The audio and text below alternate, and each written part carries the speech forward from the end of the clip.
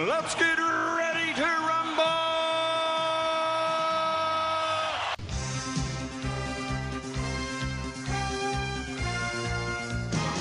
Hello and welcome to Netflix vs. Cinema, the podcast that has had to finally face the facts this week. When presented with the facts, you have to face them. And Sharon and I have finally realized that Sean is the sun, and we are just pieces of rock that orbit around him. Satellites. Yes, Sean is the star of the show. We are beginning to realize that. My name is Tosin. I am one of the rocks that orbits the star, the son of Sean Harris. And I am nominally the host. I guess I just press the buttons around here. Yes, and joining me as always on the Isle of Wight is the other rock, my fellow rock that orbits the sun that is Sean Harris. And that is Sharon Bolland. Hi, Sharon. Hello. Yes, and now we say this because we realize that on this podcast there's usually three of us. There's myself, there's Sharon, there's Sean. Sean hasn't been on the show for a couple of weeks, and all of a sudden we have started getting fan mail.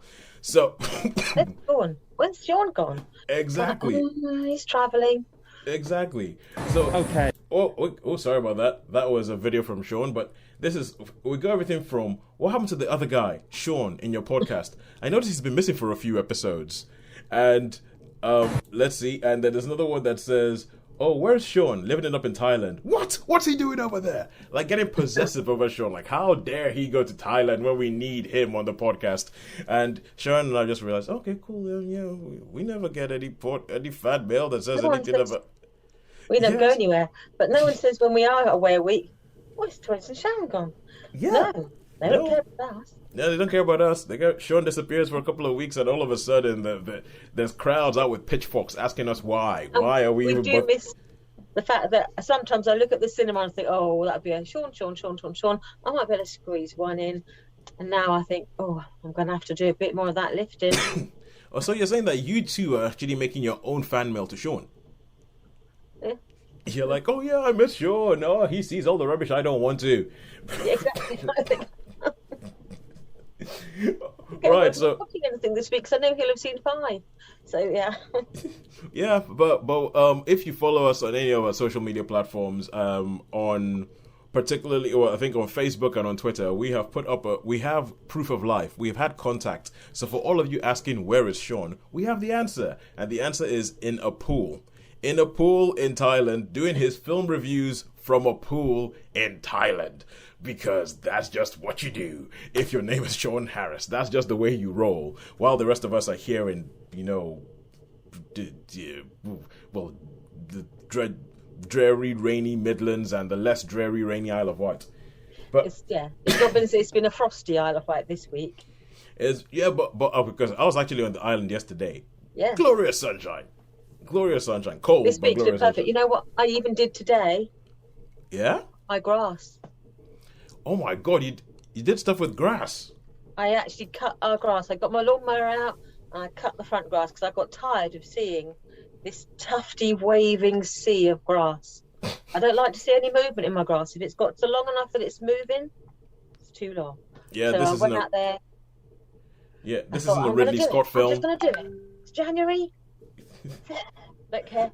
Cut the grass. Yep, yeah, it's like, that's it. It's not a Ridley Scott film. We do not have, Ridley, what's his name, Russell Crowe, walking through Elysium. Therefore, we do not need wavy grass. That is my take on it. That's my take on it. All right, so we will carry on because for those of you who are wondering if this happens to be the first show you've ever listened to. So what do we do on this show? Netflix Cinema. Although I've been thinking maybe it's like, the central question, maybe we should change the name, is just like, should I stay at home or go to the cinema? Should I stay or should I go now? Should I? Ooh, not bad. That might be a copyright issue. But what we do is that each week we go to the cinema, we watch a couple of things. We stay at home and watch a couple of things, and we try and figure out where our money was better spent this week. Who is winning the battle for our eyeballs? Getting up for bums and going into a multiplex or staying at home? And I'm only stealing this from the Empire podcast because I heard it and I thought it was actually a very, very good word. Or staying at home on our sofaplex to watch things on TV. Yeah, I know. I was like, this is one of the reasons why I don't listen to the Empire podcast that much anymore, because I just feel as if I'm just going to steal stuff. And it's like multiplex or sofaplex, and I was like, damn, that's good. So we figure out where was our money better spent this week. Which one did we rather do? So this week, Sharon, we'd like to tell us what it is that you saw. I went to the cinema and saw a curiously named film called Licorice Pizza, which doesn't make you go, I don't know if I fancy that. But Licorice Pizza is what I saw. That's a Paul Thomas Anderson film. Yes. Yes. So that was one of the films I was like, ooh, let me try and find it. And I couldn't find it anywhere. I had to sort of get on a train, travel for half an hour, and then I might be able to find the film. But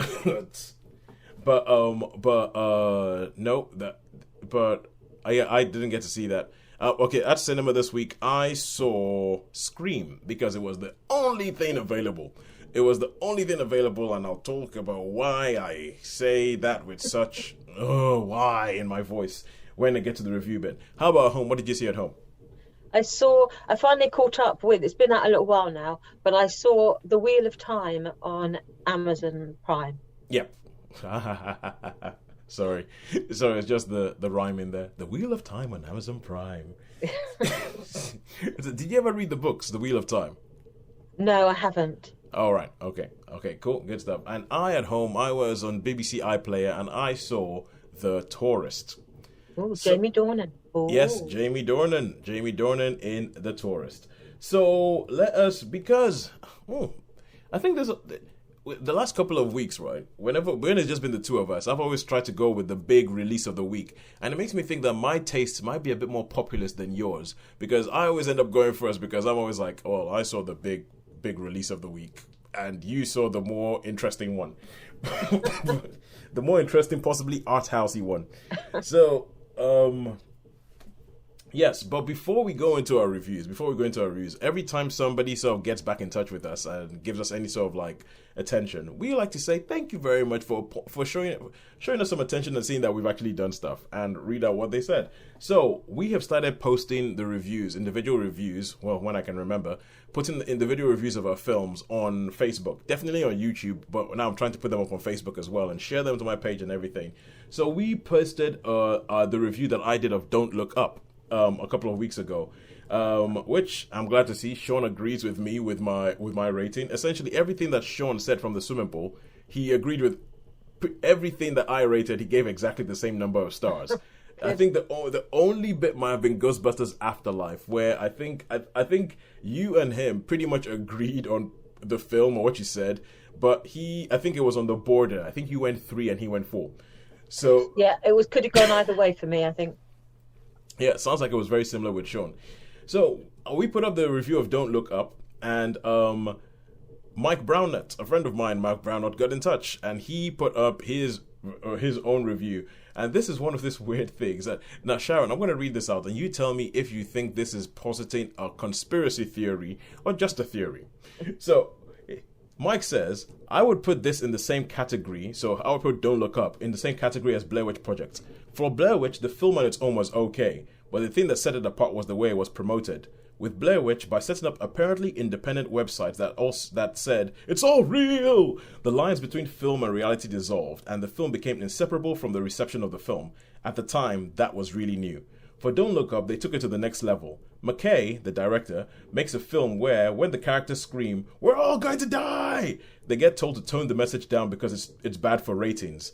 I don't know how Netflix managed to orchestrate the reviews to say that the film was too obvious, but that was a stroke of genius. The whole thing went meta. I will agree with your 4 stars of the film itself, but the way it's promoted surely deserves 5 stars.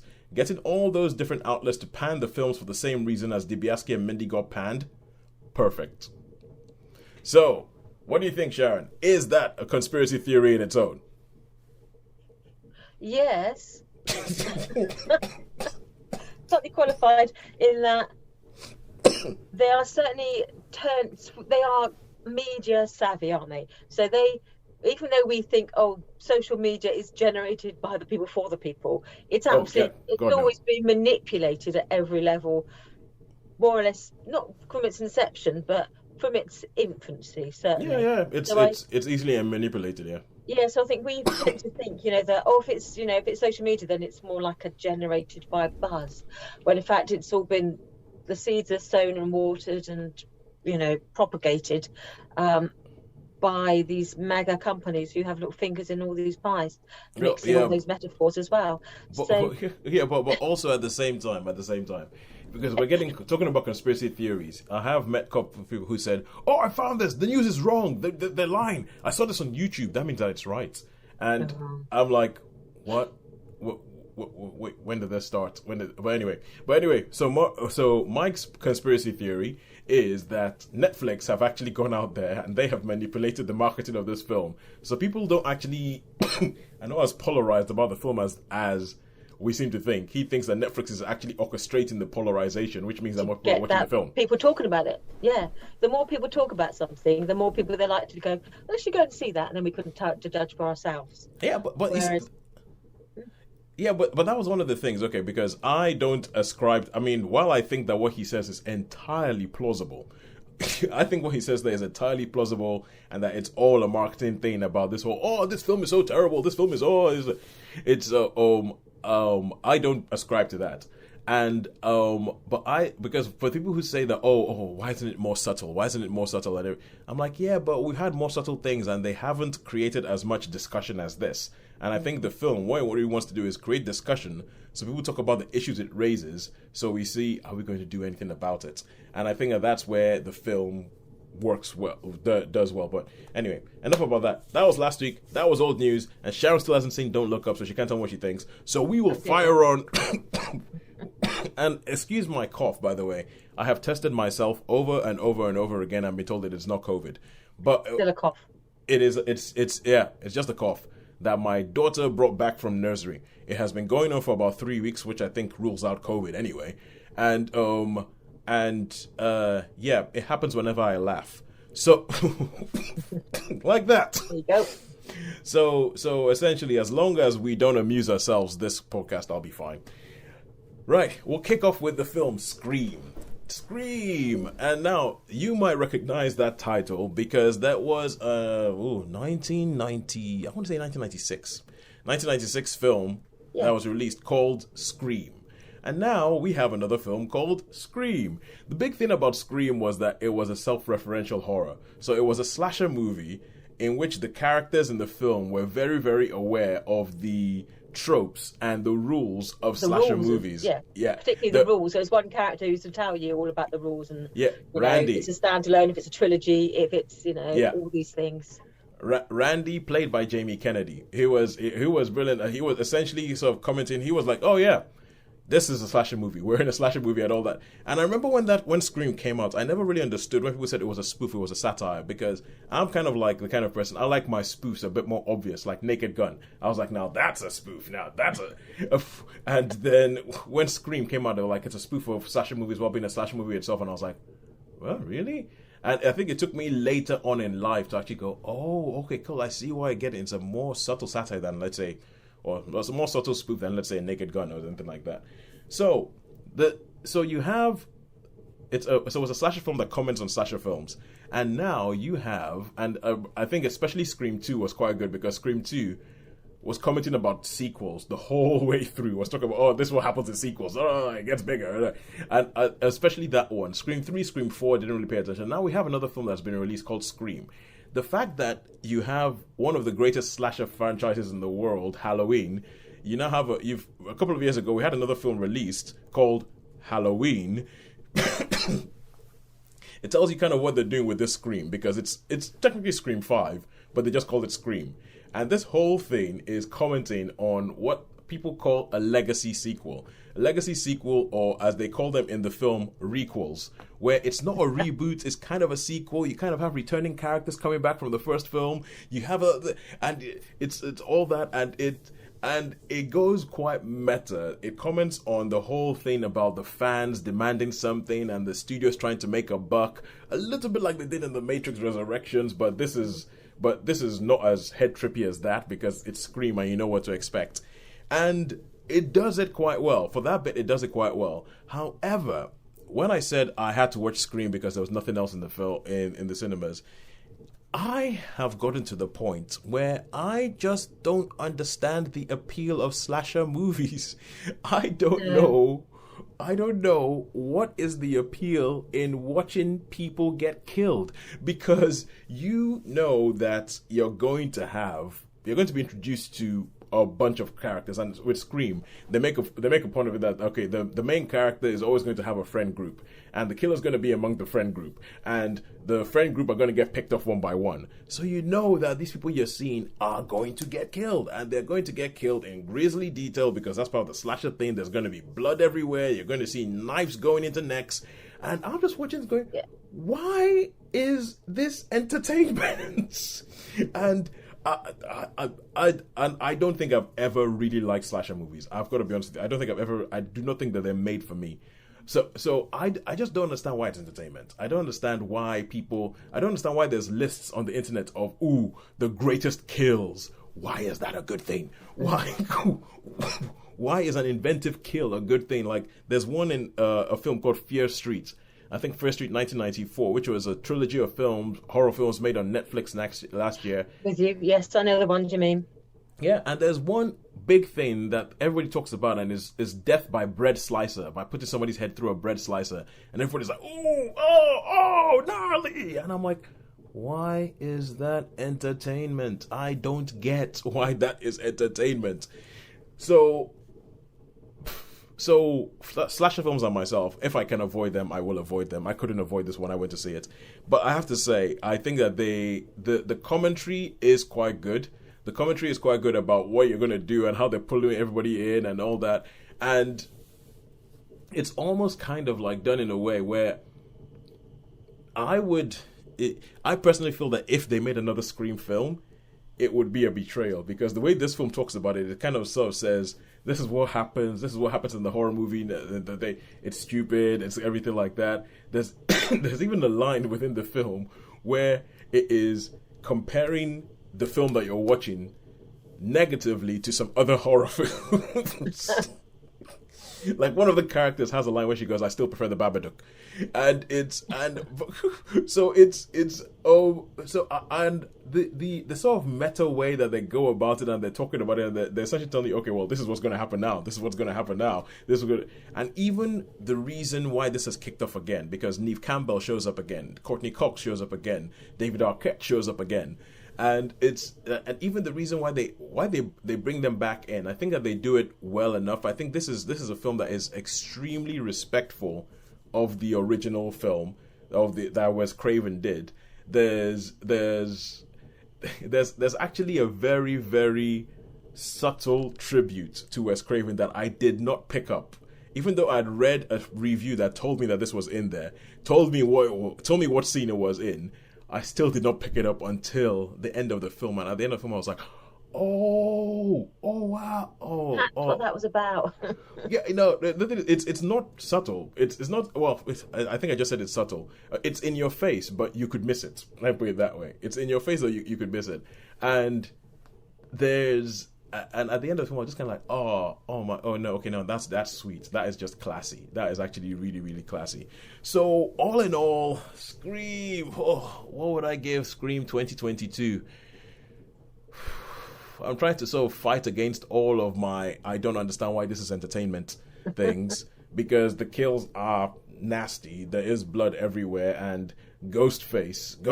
I think Ghostface is probably quite. It's probably quite. What's the word I'm looking for? It's probably quite successful in what they're trying to do with Ghostface, because I think it is an iconic design, and it is an iconic design, and it does put you. It does. Oh my god! It stays with you. I think it stays with you. Some of the kills do definitely stay with you. And although there's an actress called Mikey Robinson in this film who had me Googling and had me searching to find out if Ezra Miller has a sister, because she so looks like Ezra Miller with long hair. I just kept going, is she? It also took me out from, I was like, hang on, is that Ezra Miller playing a woman? I wouldn't put it past him. I really wouldn't put it past him. But yeah, so I think I will have to give Scream 2022 a 4.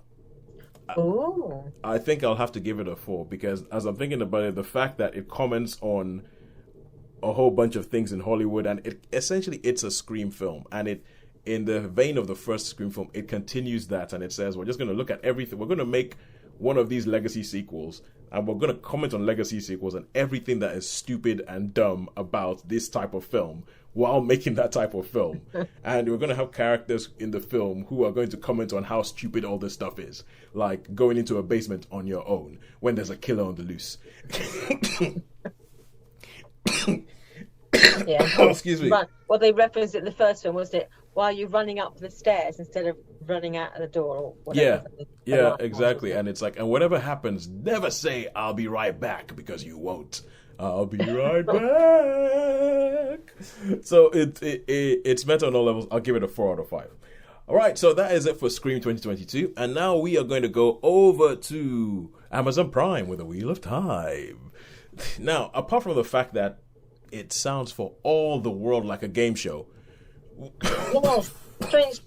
Yeah, it makes more sense, I think, after a few episodes. Yeah, I know. It just really, I mean, especially with the Amazon Prime Wheel of Time rhyming thing, it sounds for all the world like a game show. Sharon, tell us about this. Well, Wheel of Time is what you would regard as an epic fantasy. So if you think of the Song of Ice and Fire, Game of Thrones, if you think of the archetype, Lord of the Rings, Yep. and others, where these are things that are built on a large scale. And obviously it's a series of books that have gone on for many years. I mean, I'm aware. I believe there's 13 of them. Yeah, they are. There's thousands of pages of backstory to this film. So we are entering into this world. I don't know what the world is called. It's just where you are. And It starts off in this one particular village. It's like a mountain village. Everything looks a bit rural. Like all these epic fantasies, it's all set in like a quasi-medieval age with magic, where the girls wear long dresses and the men sort of have swords, and it's all a bit pre-industrial. It's normally always a pre-industrial world. Maybe that speaks to our nostalgia, I don't know, but they normally always are pre-industrial. Yeah, no, I'm thinking that if they were any more modern, do they immediately become sci-fi? Yes, because they become alternative histories or science fiction, yes, I suppose. So fantasy tends to be, Fantasy tends to be like, we've never heard of a car. It's all horse and carriage. Yeah, it's always a pre-industrial age where they're all slightly agrarian. It's all like they support themselves by agriculture or by fighting. So anyway, we come into this sort of like rural village where they're celebrating the end of the harvest. So it's and there's always sort of the threads of mythology that we recognise. So they're celebrating Beltane, which is like one of the old English, sort of celebrations at the end of the year. We're all connected with the sun and all that malarkey. And so in this village, there's this sorceress arrives called Moraine, and she has been sent out on this 20-year mission. She doesn't appear to have aged. She's this sort of, not middle-aged, sort of like a ageless woman. She's got those sort of looks that don't really are defined, and she's there with her sort of male travelling companion. And everyone, when they see her, they go, "Oh, it's one of those." And she's this order of like women who channel this power, this earth power. And she has come looking for their thing called the Dragon Reborn. Now, 3,000 years before, the dragon was this magical sorcerer who tapped into dark magic and then caused this catastrophe, and everything went horribly wrong. And they've been worried about this Dragon Reborn because this person has the power to either remake things into a new, wonderful world or to plunge the whole world into darkness and black magic. So they're looking for this person who is going to be either the saviour or the Antichrist, to use one of our terms. And so these people, and there's 5 potentials dragons in this one village. So she goes to this village to gather up these 5 people, to take them back to the White Tower, which is where this order of sorceresses live, to determine which one is the Dragon Reborn. We will not call them the Bene Gesserits. No. And they are divided into these orders, where there's like the red order, who they're military. There's the blue order, are like the spies and their reconnaissance. The yellow order are like the healers, and the green order are people who, they channeled sort of different powers. I forget what they're. Yeah. First I mean, 13. so far, I mean, these are all sort of tropes that sound familiar that have Yes. you would have gotten in like different other kinds of fantasy. I mean, a couple of weeks ago you reviewed The Witcher season 2, and Yeah. it seems like some of these tropes you hear are there as Yeah. well. I think a lot of these books, where they've been written in the last sort of 50 years, they've also like feed off each other. So you do get elements where you think, yeah, this is sort of like the blurring of the lines between these fantasy worlds. Especially these epic fantasies that stretch over a number of books. Yeah. Because they sort of build their own mythology and they sort of draw in all these different elements. And so basically the story it's the travels of these 5 people to you determine over the course of this first season which one is the Dragon Reborn. And there are dark forces and forces of light, and then there are people you're not quite sure which side they're on. So it largely is sort of like black hat, white hat. So what you're saying is that you're saying there's a dark side and there's a light side, and there's one person in the middle who could go either way. Exactly. Have we heard that?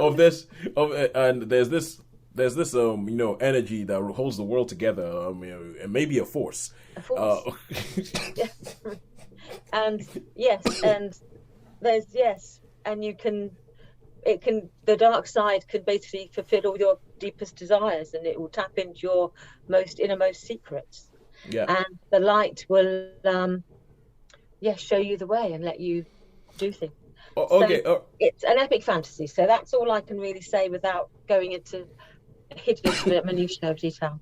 Yeah, and from what I can get, with there being 13 books and everything like this, and this being a multi sort of like $1 million TV series, there's a lot of detail that can be gone into. So obviously I've been a bit sort of disparaging compared to other things. I don't mean to be disparaging. I'm just trying to say that this is the kind of thing it is, and there's going to be a lot of tropes. And I think what makes these things stand apart is not whether they have the tropes or not, but it's how well they do it and if they do anything different with it. So apart from the fact that Rosamund Pike sounds like perfect casting for the kind of character that you mentioned, who doesn't age or anything like that, what did you think of this? Yeah, well, I do read epic fantasy, and I do like watching it. It is one of the things, if I think, what's on? I look for science fiction, I look for fantasy, I look for historical drama. So I do like that sort of probably classic escapism when I watch television and film. So for me, I enjoyed it. It made me curious about the books, but the thought of sort of starting another 13 series books, I'm thinking, you can see some of the books behind me, but you can't see all of the books in this room. And I just think, if I start on another series, I'll just one day there's going to be an avalanche and I'm just going to be buried under this sort of massive paper. So it's like, here lies Sharon Bolin. She died doing what she loved. Yeah. Death by epic fantasy. Yeah. And the odd Regency romance. Right, cool. So I can see, so it did appeal to me on those sort of different levels. So, but I would say, yes, it appealed to me. I thought it was very well done, as you would expect. They've thrown the money at this, so they have done this. The effects have done really well. So when they do conjure this magic, it looks quite. If you go when you first see them when they're doing all this, swirling their arms about, and you're thinking, you must, because we watch so many films, you can't help but slightly sort of look at it. You can distance yourself from it a little bit. And I was thinking, when you're filming that, you must feel a real twit when you're doing it. And no one can see anything because they haven't put the effects in there.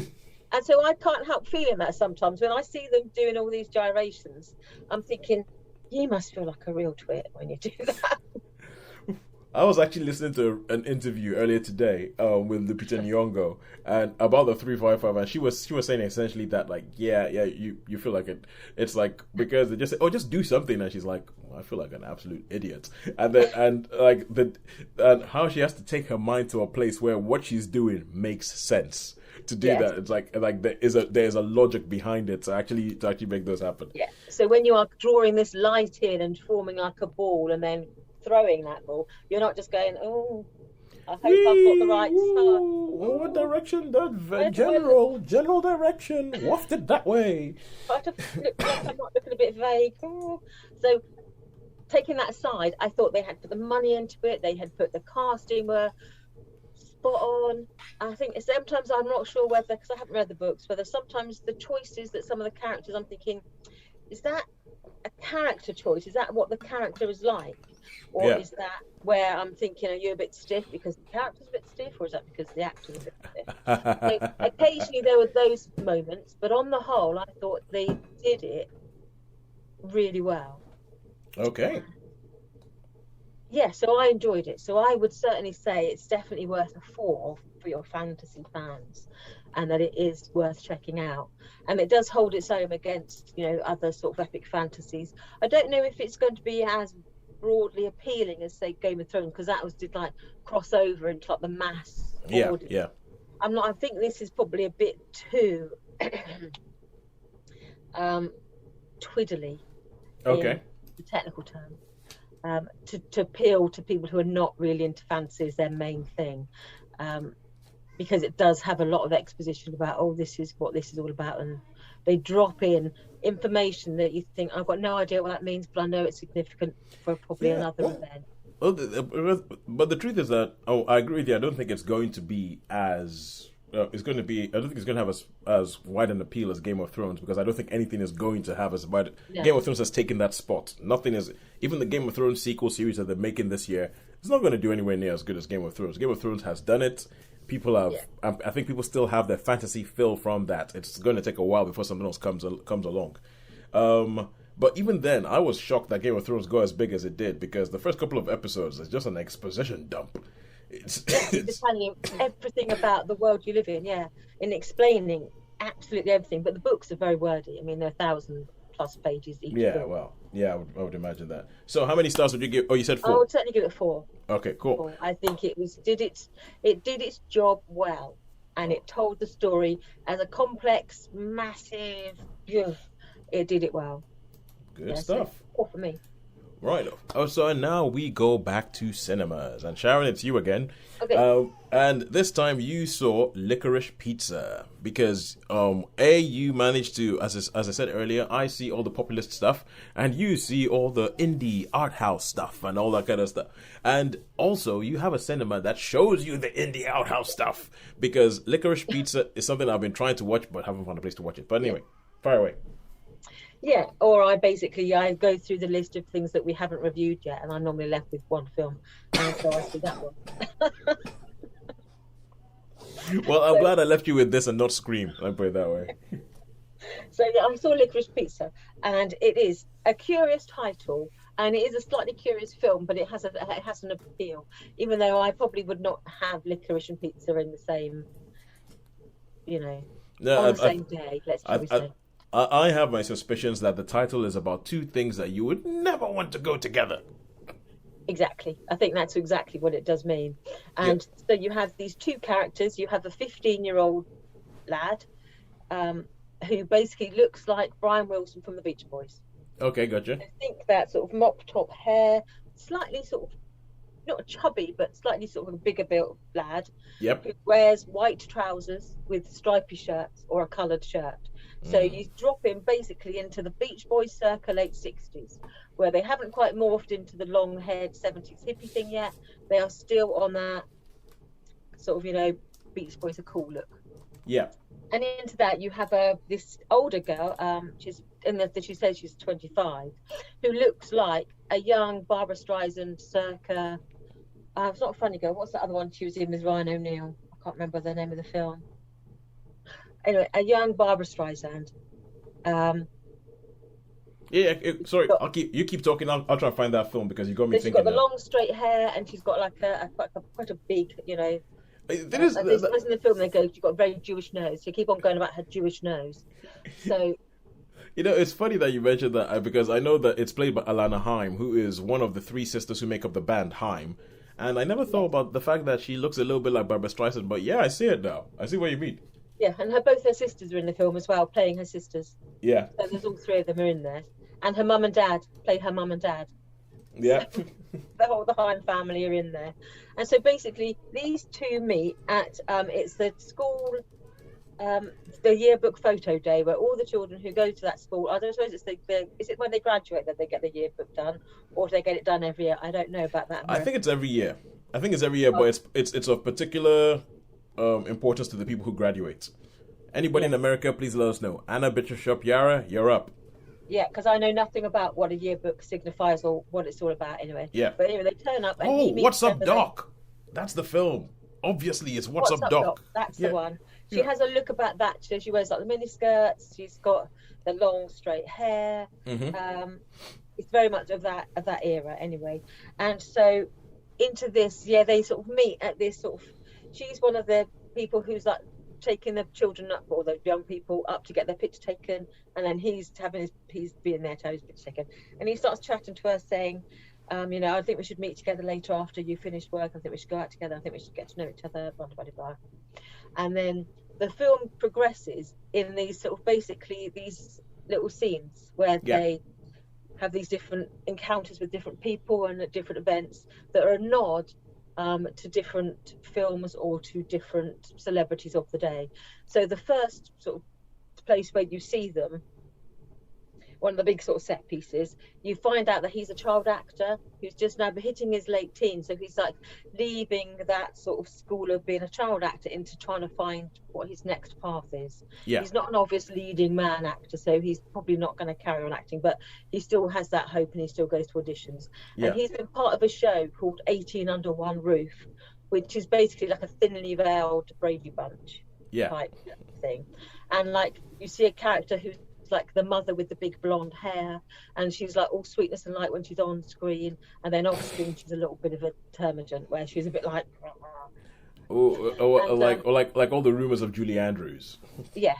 That sort of thing. So she has a screen persona, and she's like the perfect screen mom, and then off screen she's just like she can't stand them really.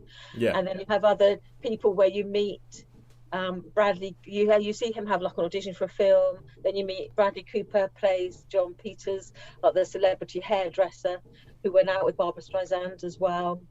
And then you meet Sean Penn, who plays an aging heartthrob. He's called Jack Holden. So based on William Holden, because he talks about being in the jungle. And so you immediately think, Bridge on the River Kwai. But then they say, yes, his best known film is The Bridges of so-and-so, like set in Korea. Yeah. And so there are all these nods to people of the day. And so it's all set up with these little vignettes. And throughout this story is like these two people who are not a good match. He's younger. He's, I don't know if he's Catholic but he's not Jewish. She's older, she's Jewish, she's part of this strong tradition. And so every time they come close to each other, then their legs are like go pinging off, where it's like, no, we're obviously not meant to be boyfriend, girlfriend. So, and then another incident happens where they either get drawn together or they get like put apart. So it's almost like magnetic poles. So if they're, obviously they can attract, but they can also like ping apart if you get their poles aligned. And so as you see them sort of coming in together through different points of the film, you see these where they're trying to align and it doesn't quite work out. And then it progresses through the story. So he's licorice and she's pizza. Yes. All the other way around. So a lot of stuff I've heard about this film says that plot is not really a main thing in this film. It's not really a story as such. They've just got these little scenes, and they're loosely linked together. So like the one scene he's selling waterbeds, for example. And then another scene they are she's at a country club with William Holden's actor while he's trying to reenact one of his famous scenes from one of his films. So there's nothing that really links these things together other than these two characters that navigate their way through this world. So, okay, cool. So with that being said, do you think it worked? For me, it did, yes. I mean, it's sort of, because by the end of the film, I was thinking, this film could go on forever. I mean, potentially, they could keep on having this sort of like, these meetings, these partings, and I thought, potentially, you could just keep going forever. So after about 2.5 hours, I was thinking, is this film actually going to end? I enjoyed it, but I could see that it was this. You're like, there's no inciting incident, there's no discernible 3-act structure, there's no climax, there's no MacGuffin. Yes. So there's nothing to indicate that the film's coming to an end. No, until it ends, and it's like, go, okay, that's it. And it did work. I thought it did work well, but you have to, if you're looking for your, as you say, your classic 3 acts, you're not going to get it. So you have like, it's like a 5-act play with each of these sort of vignettes where you get like the drama it unfolds within each particular setup. Yeah. So you've got like when he's auditioning, you've got like a little setup about that. Then you've got when you do his waterbed thing, and then you've got the William Holden thing, and then you've got the, sort of the mad hairdresser, the Lothario hairdresser. Yeah. Who could be Warren Beatty in Shampoo, or he could be a little, he's a little bit like, anyway, there's sort of things it's very nostalgic in that they remind you of lots of other films throughout. Yeah. So, I think a lot of it is based on the director's childhood. Yeah, so it does have that sort of, not rambling, because you could see there's like this, the purpose is to bring these people together, to separate them, to bring them together, separate them, put them together. And so you have this sort of, this sort of string of linked events. So to me, I liked it because I don't mind the odd quirk and the odd... It do what it reminded me of, not in terms of plot or content. It reminded me a little bit of Rushmore. Oh yeah, I can see that. Yeah, Rushmore is a film that famously, I say famously, it's not like I'm famous or anything like that, but regularly, what happens is I meet people and I'm like, I'm not such a big fan of Rushmore. People are like, oh, I really like Rushmore. And I'm always getting that. I feel like I'm the only person I'm just the one who didn't get Rushmore. But I can see that. But I can see, so if that sort of thing appeals, then I think this would appeal. So I like Rushmore, and I like things like the Grand Budapest Hotel, which is the other Anderson. So I like that. So I did like this. As you say, there's no high points, there's no low points. It's this journey, it sort of meanders rather than goes up and down, it goes up side to side. So but it did appeal to me, and I did enjoy it. So I think, again, the actors he's sort of he's awkward, he's confident, he's brash, and then he's also insecure. So he's just typical, like, sort of, he's coming into manhood, isn't he? He's sort of leaving this sort of secure childhood where he was like a child actor when he was like big fish in a little pond, and he's now suddenly having to transition into this adult world, whereas she's felt like she's been held back, that she's never really done anything, and suddenly meeting this young man who's got all the dynamism, the ambition that she sort of lacked as being like the youngest daughter, being at home with a very strict family. She's found that she's 10 years older, but she's probably not as experienced in some ways as he is. So you can see how this sort of mix, this opposites have got something that works as a relationship the way that we shouldn't do. But no, so I liked it. So I think we're going to be a little bit consistent here with our scoring, but I would give it a 4 myself. Okay, so 4 stars for Licorice Pizza. Now, this is a section of the show that I think I might just call the Will Nicklin section, because we have our superfan Nina, who was obviously one of the people who was like, "Where's Sean? What have you done with him? What have you monsters done with Sean?" And bring him back to me. Yeah, bring him back. I need some more Sean in my life. And her husband Will is he doesn't particularly like veggie films, but he saw the trailer for Licorice Pizza, and he was like, "Ooh, are you going to see Licorice Pizza, Tosin? What do you think about it?" Because his words were, "I'm not a big cinema goer, but this actually has me intrigued." And he also mentioned the next thing that we're going to be talking about, which is The Tourist, because he's been watching that, and because of him, I thought, okay, maybe I'll give this a go, because this is a six-part TV series on BBC iPlayer, starring Jamie Dornan, and it's essentially Jamie Dornan being this guy who he's actually playing Irish this time, which is pretty cool. I quite like when he plays it. Yeah.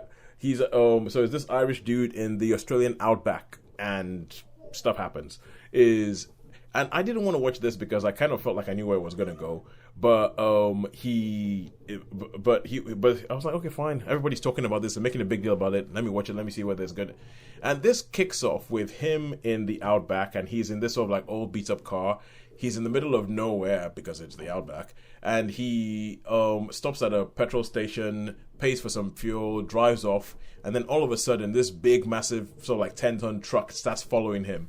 And it is like something out of the Steven Spielberg film Duel, where essentially car going along being chased by this massive truck trying to run them off the road. Stuff happens, and then he wakes up in a hospital. He wakes up in a hospital, and he cannot remember who he is. He can't remember who he is, why he's there, what's going on. And a local police officer who's actually a traffic police woman, but wants to be more, comes along to her, and she's just been assigned because nobody really cares about him. They're like, oh, well, it's not that big a deal, to find out everything about him. And so you kind of get that that she might be a bit inexperienced when she gives him money to go to some truck stop where he found the address in his pocket to try and figure out who he is. So a large part of this is him trying to trace his steps back and figure out who he is. But there's a thriller element because it turns out that he might not have been a particularly nice person, or he might have been involved with some not particularly nice people. And over the 6 episodes, you start you find out little by little, this is what happened. And we're going to trace this back. This is what you got. Oh, there's this random phone number in a koala. What are we going to do with this phone? And all of a sudden it rings and someone's going to pick up the phone. And then, oh, you've got to go here and I've got to go there. And I'm going to try and retrace my steps and try and figure out who it was. And why is this international drug thief after me? And so it's all these different things that's almost a bit of a Shaggy Dog thing. Who's who? Who can I trust? Who's saying what? I'm trying to put together a picture of who I was, and I've heard it referred to as memento light, and some of it works well. Some of it works well because there is a character called Lucy who he meets, who just sort of starts helping him out, and it's like, okay, actually, who is she? Is she just somebody who's just bored in a small Australian town and wants to sort of just come along because he's the most interesting thing, as she says, or is there more to it? And for me, there were bits of it that, as it was going along and as they were putting twists in and plot twist and all that, and I was just watching, going, okay, fine, keep going. But what is really going to make this thing stick is the ending. If you have at the end satisfying explanation for all this stuff, then you have a good show. If you don't have a satisfying explanation, then all you have is you've just been putting in twists for twist's sake to pass time for 6 episodes. Yeah, for 6 episodes, and then we get to the end, and I don't quite think that they have the end done right. I mean, the final scene of it is kind of like this is not comfortable Sunday evening viewing. Like, the final scene of it is actually it's kind of quite, wow, okay, that's a weird note to end on. But there's still bits of it that I'm thinking back to it now, and I'm thinking, well, hang on, if that happened, how about that? Why did that happen? Why did she say that? Why did he do? What happened when he did? No, but okay, I understand that happened then, but you told me that happened then. What was he doing there in the first place? And there's just bits of it that don't quite add up, and it feels like they just put somebody there because they needed somebody to be there for this to happen. And and there's one particular character who shows up in a place, and from the time he shows up, you kind of go, okay, cool, that means that he's this kind of character. And he ends up being that kind of character. And I'm sorry for being very vague. I'm just trying to avoid spoilers. This might make no sense. He ends up being that kind of character, but the inciting incident that makes him that kind of character doesn't happen until after he originally showed up. Then I'm like, but if that happened then, why did he originally show up? It doesn't make any sense, because people in the story keep saying, why is he here? Why is he here? And there's issues with it. There's some good characters. I think Danielle MacDonald, who you will know from Dumpling. I remember you. Yes, I like her from Dumpling. Yes, she's in it. She plays the police officer who's trying to be something more. And she's good. But then again, I think she's good in everything. I think Jamie Dornan is good in it. He plays he's believably sort of clueless as to what the heck's going on, and but when things turn around and he shows that he might not have been the nicest guy, he's also believably not nice. And there's even a bit. There's a bit. This show goes all over. There's a bit where you have an LSD trip. There's a place that you have with a scorpion and an oil barrel that is a bit claustrophobic, and so it there. And I think one of the good things I like about it is the fact that it's the kind of story that you might have seen set in America, but the fact it's set in the outback. That is a big part of the appeal of this show. Is that it's in the Australian outback. That's a big part of the appeal. Not so much the story. That I did not find it satisfying. I would have to give this a 3 out of 5, and most of that would really be because of the setting, the tone that I really liked, but the story I thought was a bit of a letdown. So that is 3 out of 5 stars for the Jamie Dornan starring The Tourist. Jamie Dornan and a whole bunch of great Australian people. So, any idea about who's won this week? Netflix or cinema? Where were we better served? We had 4-4-4-3. So, according to my calculations, that's 8 cinema. Yes. And not 8 for home viewing. That is correct. We have cinema. Cinema has pulled out the stops on a good week. Has given us a good week, which is good because it has been really slow since Christmas. Slow. I mean, it's people are talking about people are they're worried about maybe another COVID spike. I don't think that's it. I think people are just running scared from Spider-Man No Way Home. They're just clearing the decks. Yeah, they're like going, there is just no oxygen out there. Nobody's watching anything but that film. Avoid, abort, move it somewhere else. Cyrano, move it. Morbius, actually for Morbius, I say don't even bother releasing that film. But yeah, they're moving a whole bunch. So it's good that we're beginning to get other things out in the cinema, because I was just kind of like, let's see what's in the cinema. Scream is the only thing I have. Rubbish. I guess I have to go watch Scream now. I have to go watch people get killed for no good reason as entertainment. All right, I'm with you on that one. I don't sort of buy into the whole. I'm just watching a drama that I'm hoping to review soon called Soldados or Zombies. It's a Mexican... Zombie soldiers? Yes. Zombies. I think it's called Soldiers or Zombies. Okay, go. Soldados or I think it's Zombies. Okay, all right. Soldiers or Zombies, and I'm just starting to watch that, which is like American and Mexican television series, and so I don't mind that sort of thing, but I'm not keen on your slashers, your horrors, your let's do nasty things to people who didn't do anything. Yeah. Well, you say, okay, zombies. No, okay, zombies. Yeah, fine. Okay. I think I've figured out that would actually be really interesting. Ooh. Imagine if you had a vampire slasher movie where somebody was walking around killing vampires, but from the point of view of the vampires, and they're like, we don't know who it is. Oh my god, there's someone killing it. That might actually be quite cool. I have seen a film like that with Alexander Skarsgård. Really? Yeah. What film was that? Oh, it's a very obscure one where they live in these underground bunkers. It's a spoiler, but who knows? It's years old. He's a family that live in this bunker, and all these sort of black-clad figures are like after them, and they're just like, they're terrifying, and they're all stay away from those horrible people. And it turns out that basically Alexander and his family are the vampires, or they're the zombies. They're infected by this whatever disease it is, and the men in black who are basically humanity trying to wipe out the nasties. And you see it all from their point of view. Okay, Sharon, we're gonna keep that between you and me. You're gonna keep that between you and me. Don't tell anybody that was the case, because I'm gonna go pitch this to some people, and if they've never seen that film, we could make a mint. we could make a mint here. All right, go on to next week, on which I'm going to go find.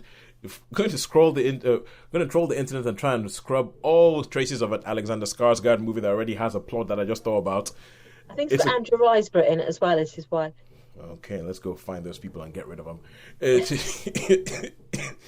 a goodbye from me. And it's a goodbye from me. And goodbye from Sharon, who is, I don't know, sunning himself somewhere. Yeah, he's still snoozing past his... He was going to set his alarm and join us, but he's obviously hit snooze. And Yeah, he's had such a long day floating in the pool. That really, really does take it out of you. Thank you very much for joining us. Bye. See ya.